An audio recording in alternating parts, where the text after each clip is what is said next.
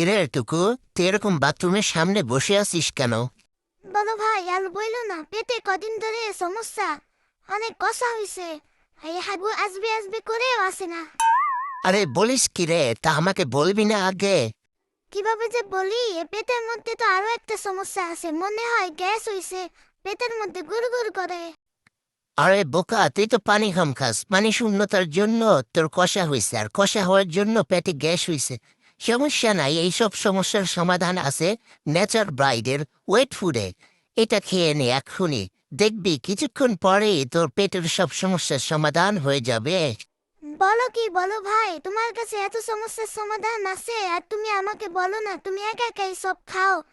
যাই হোক, গ্রানটা শুকেই কেমন জানি ভালো লাগছে, খেতে খেতে মন যাচ্ছে, মনে হয় অনেক ভালোই হবে।